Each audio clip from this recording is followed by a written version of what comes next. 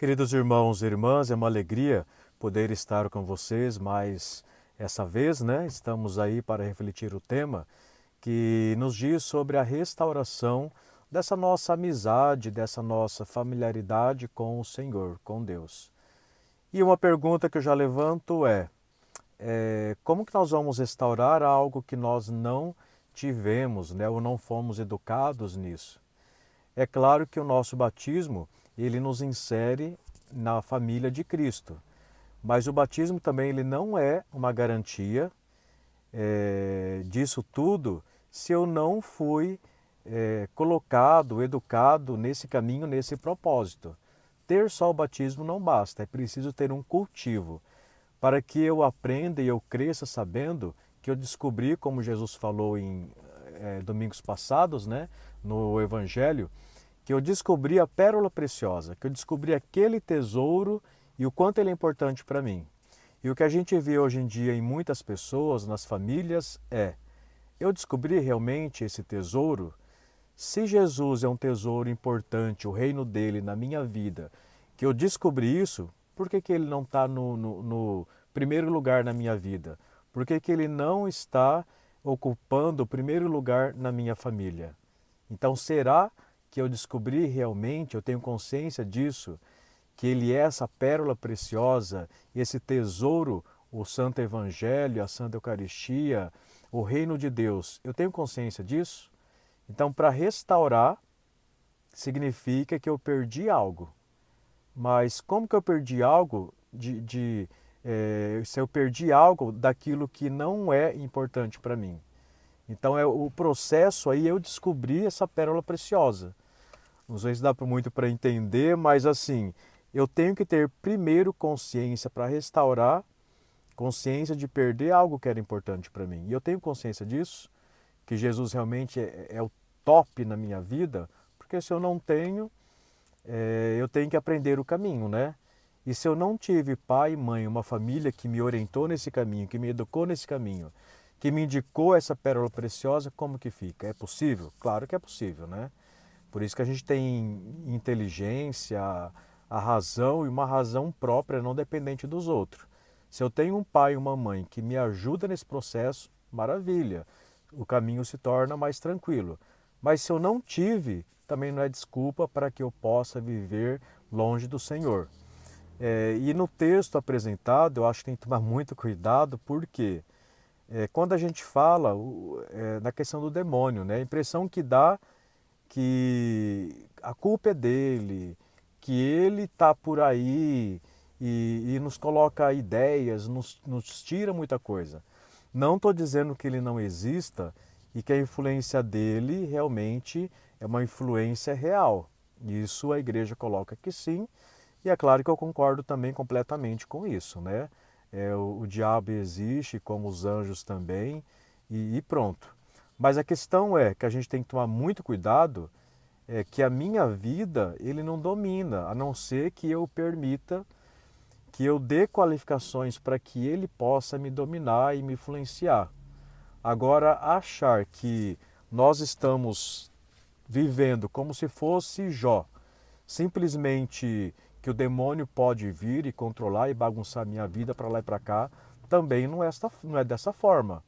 Porque uma vez que eu tenho Jesus Cristo, que ele venceu o mal, venceu a morte, pelo sangue derramado na cruz, que tem poder, então o demônio, de uma certa forma, ele não tem poder sobre mim. Ele só vai ter a partir do momento que eu permita. É da mesma forma pensar, né? Quem criou o mal, quem que inventou o mal? Foi Deus? Claro que não. Deus é 100% amor, 100% bondade, então ele não inventou o mal. O mal não vem dele. Da onde que vem o mal? A partir do momento da minha decisão, da minha escolha. Se eu quero caminhar com Deus, eu tenho uma vida de luz. Se eu não quero caminhar com Ele, se eu digo não para Deus, para Jesus, logo a minha vida também será um inferno. O inferno é a ausência de Deus. A escuridão é a ausência de mim, da luz, né? Então, para que eu tenha na minha vida algo, no caso a influência demoníaca do diabo, não depende dele, depende de mim. Da minha abertura ou não para ele, entende? Então, tomar cuidado com a ideia de que muitas coisas que eu tenho na vida, meu distanciamento de Deus é culpa do demônio, que o demônio está influenciando a minha família, está arrastando a minha família. Ele não arrasta, ele não trabalha sozinho. Ele só trabalha a partir do momento que eu permito, né? Deus nos dá esse poder, sim, desse vencimento sobre o demônio. Por quê? Porque ele já venceu. Nele eu tenho esse poder. E eu quero dizer também o seguinte, para ter essa restauração ou uma educação, de repente, que eu não tive ainda em relação a Jesus Cristo, ao seu reino, ele nos dá, eu acho muito bonito, esses domingos anteriores que eu estava falando, o caminho passo a passo. Primeiro ponto que Jesus colocava, a questão da semente e do semeador. A semente e o semeador são perfeitos. O que não é perfeito nisso tudo? É o terreno. O terreno ele pode ser pedregoso, espinhento, né? Ele pode ser à beira de caminho, que a palavra vem, não bate, a semente morre logo. Então, assim, um primeiro ponto para que eu possa me restaurar ou me encontrar com Deus é saber quem eu sou. Que tipo de terreno que está aqui dentro no meu coração. Será que eu sou um terreno bom de verdade? Tem muita gente que vai na missa e o terreno está meio podre, né? É um terreno que não presta. Ouve a palavra de Deus, reza, reza e não se converte. Por quê? Porque o terreno não é bom. E como que eu posso mudar esse meu terreno interior? É o autoconhecimento, é eu me conhecer. Quanto mais eu me conheço, mais eu tenho poder. Poder na minha decisão de me abrir para Deus ou não também. Então, o primeiro ponto que Jesus coloca, que eu vejo dessa forma, para essa nossa reflexão, que ele coloca, né? É eu ter conhecimento de mim mesmo. Quanto mais eu me conheço, mais eu posso estar me decidindo. Eu tenho mais autonomia sobre a minha vida e não simplesmente achar que é o demônio que tem o domínio sobre a minha vida. Quanto mais eu me conheço, eu me coloco nesse processo, eu me coloco também nas mãos de Deus. Eu vou me abrindo para Ele, nesse encontro com Ele. Então, nessa minha restauração ou educação dessa caminhada com Cristo, com Deus, eu preciso me conhecer. Se eu não me conheço, eu sou um tolo a andar, a caminhar, a, a bater a cabeça, né? Como diz, em qualquer lugar, para lá e para cá. Então eu preciso, primeiro ponto, me conhecer. Que tipo de terreno que eu sou? Um segundo ponto importante que eu já falei um pouco. Da onde que vem o mal? Quem que inventou o mal? Não foi Jesus Cristo, não é Deus. O mal ele existe a partir de uma decisão do livre-arbítrio que eu tenho. Logo, Jesus colocava em um domingo seguinte a questão do joio e do trigo. Mas como que pode na plantação de Deus existir o mal? Foi Deus que criou? Foi Deus que plantou? Não. É uma decisão nossa. A partir do momento que o diabo não quer ser um anjo da luz, um anjo de Deus, decide se afastar, viver o mal dele, a decisão é dele, aí surge o mal. Assim também o mal surge na minha vida, a partir do momento que eu digo sim para ele, que ele ganha força ou não. Então, o segundo ponto importante é saber que dentro de nós temos o joio e o trigo. O problema, como ser humano, não tem jeito, não existe uma pessoa perfeita, 100% só trigo, só coisa boa, só luz. Não tem. É uma luta diária. A questão é o quanto que eu tenho de trigo dentro de mim e o quanto que eu tenho de joio. E o que está dominando mais a minha vida? Será que é o joio ou é o trigo? E qual que é a nossa luta diária? Transformar o nosso joio em trigo. Esse é o nossa luta diária. Então, nesse meu processo de restauração com o Senhor, eu preciso saber que eu tenho uma luta diária. E essa luta diária é me tornar um ser humano melhor.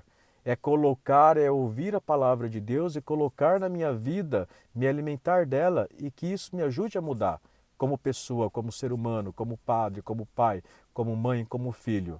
Então a questão também é aonde que eu estou buscando o alimento para transformar o joio em trigo? aonde que eu estou buscando, digamos, o adubo para deixar o meu joio mais potente, mais forte, ou o meu trigo mais forte. Então é muito importante eu saber que eu tenho o joio e o trigo dentro de mim, mas ao mesmo tempo que tipo de atitudes, aonde que eu estou buscando o alimento para fortalecer um ou outro. Não dá para buscar o alimento em qualquer lugar. Ou simplesmente, eu não participo de missa, eu rezo em casa. Não, eu tenho que saber o caminho correto para que eu possa me tornar mais joio. A gente vê histórias de muitos santos. São Francisco, por exemplo, se ele se alimentasse do mundo, das coisas do mundo, ele ia estar fortalecendo o joio dentro dele e não o trigo. A partir do momento que ele viu que Jesus, que Deus, a palavra, era mais importante, ele buscou mais, ele se alimentou mais para se transformar, para ter um floral, digamos assim, uma roça linda de trigo e não de joio, né? Então é muito importante também saber aonde que eu estou buscando o meu alimento, para que eu possa ter possibilidade de me converter a cada dia de uma forma mais eficaz. É o segundo ponto. E um terceiro ponto nisso tudo, né, é essa grande descoberta de Deus na minha vida. Se eu descobrir que Ele é o mais importante, é o tesouro ali, é a pérola preciosa, será que eu estou fazendo as minhas renúncias por causa deste terreno? Se eu sei que aquele terreno é importante, exige de mim renúncia, exige de mim pressa, eu não posso deixar para amanhã para buscar Deus, para ir na missa, aonde está Ele de uma forma real, né? Como a gente viu domingos anteriores também, quando a gente sobe na montanha, que no caso é a nossa igreja, a gente encontra ali a Trindade. É o Pai que fala também através da Santa Missa, é o Cristo presente na palavra e na Eucaristia e é o Espírito Santo que está ali conosco. Então eu não posso deixar de subir essa montanha, porque é ali que eu vou buscar o alimento certo, para que eu me transforme mais em trigo. É ali também que eu vou ter esse autoconhecimento também, né? Então é muito importante a minha participação. Se eu descobrir que Jesus é o meu tesouro, é a minha pérola preciosa, o que eu estou fazendo? Eu estou renunciando? Eu estou tendo pressa para buscar, para me converter ou não? E outro fator importante também é a alegria. A partir do momento que eu sei quem é Jesus, eu mantenho alegria no meu coração. E como eu sempre digo, a alegria que eu digo, né? Não é ficar mostrando os dentes não, né? Quem mostra os dentes muito é cachorro e cavalo e morde, né? Então a intenção não é essa. Quando eu tenho alegria no coração é pensar em Nossa Senhora. É aquela que confiava em Deus, mesmo no momento da dor, no momento da cruz. Uma espada transpassará a sua alma. E ela mantinha alegria no coração, ou seja, confiança em Deus plenamente.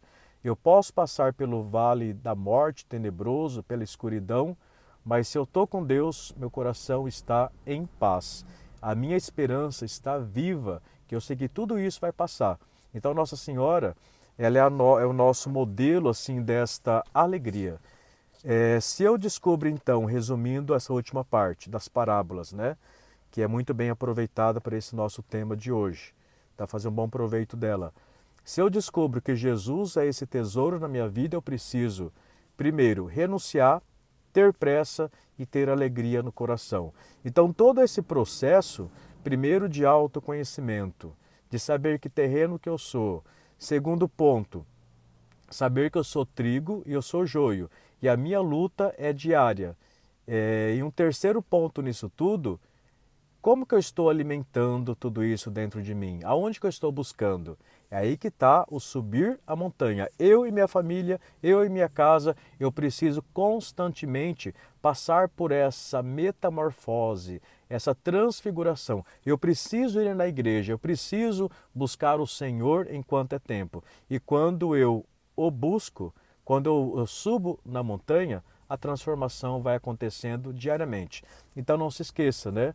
Para que eu possa me restaurar com Deus, eu preciso me conhecer, eu preciso saber que tipo de terreno que eu sou, eu preciso também saber aonde que eu estou buscando este alimento para que eu possa me transfigurar a cada dia até chegar à plenitude.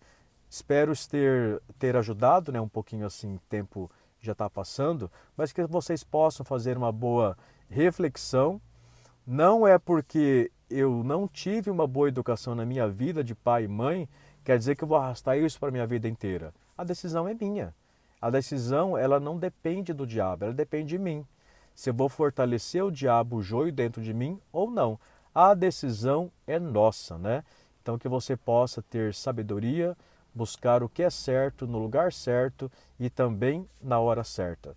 E não simplesmente achar que o diabo tem poder sobre nós e pode agir na nossa vida do jeito que ele bem quiser. Não é assim não. Depende primeiramente de nós. Jesus já nos libertou. Agora o que manda é a minha decisão. O que eu estou buscando, o que eu estou querendo para a minha vida? Qual que é a pedra preciosa no meu existir, na minha caminhada? Será que é Deus ou não?